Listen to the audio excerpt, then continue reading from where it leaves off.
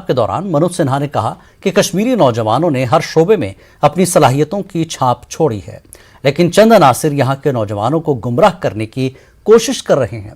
लेकिन यहां के लोगों को यह बात समझने की जरूरत है कि मंजिलें और भी हैं जिन्हें तय करने की जरूरत है। कुछ लोग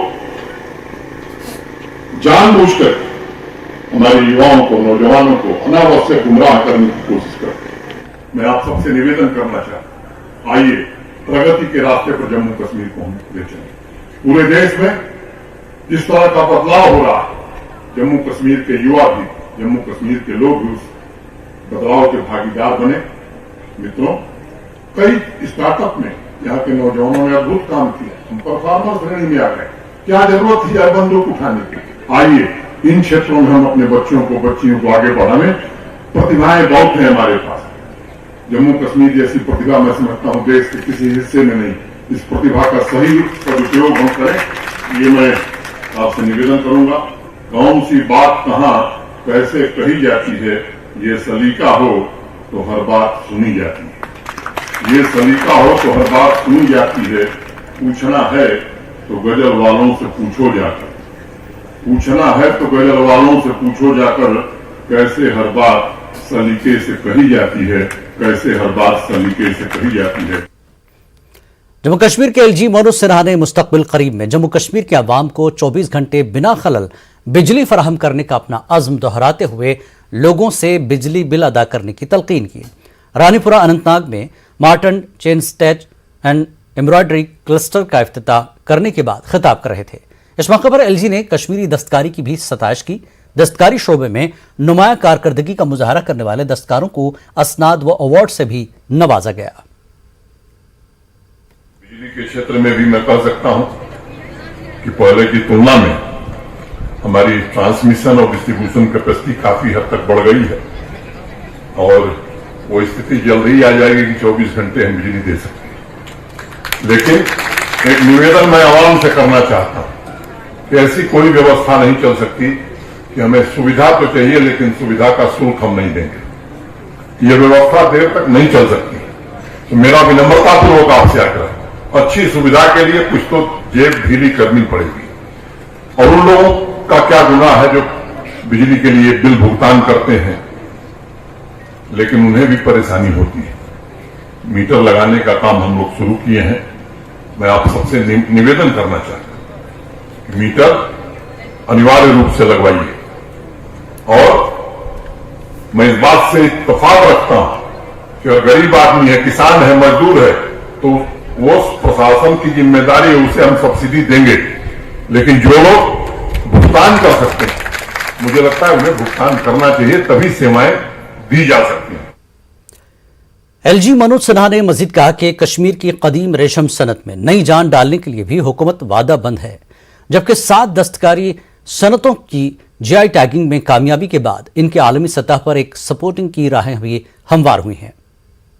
1.5 लाख आर्टिजन 432 ट्रेनिंग सेंटर के माध्यम से उन्हें ट्रेनिंग देने का काम पूरा किया गया है। कारखानदार स्कीम के माध्यम से 26 यूनिट स्थापित की गई है और लक्ष्य रखा गया इस वर्ष के अंत तक ये जो 26 यूनिट है इसे 50 कर दिया जाए।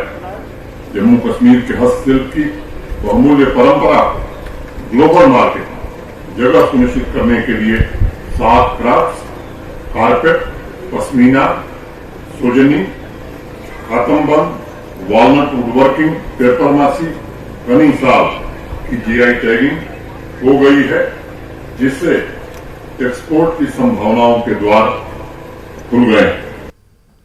नेशनल कॉन्फ्रेंस यूथ के सदर सलमान सागर ने आज कहा कि दफा 370 की मनसूखी जम्मू कश्मीर के नौजवानों को कभी भी काबिल कबूल नहीं होगी। पार्टी हेडक्वार्टर श्रीनगर में मुनक्कदा एक मीटिंग के मौके पर मीडिया से बात करते हुए सलमान ने कहा कि वो जमहूरी तरीके से आर्टिकल 370 की बहाली के लिए जिद्दोजहद जारी रखेंगे। सलमान ने पार्टी के सीनियर मेंबरान से खिताब करते हुए उनसे कहा कि वो अपने इलाकों के लोगों तक पहुंचे। तीसरा साल होने को आ रहा है, 5 अगस्त को कंप्लीट हो जाएंगे 3 साल। तो यहाँ की यूथ, यहाँ के लोग, बिल्कुल उसमें यूथ की बात करूँगा, यहाँ के यूथ जो है उन्होंने कभी वो डिसीजन एक्सेप्ट नहीं किया हुआ है that was unacceptable, that will remain unacceptable.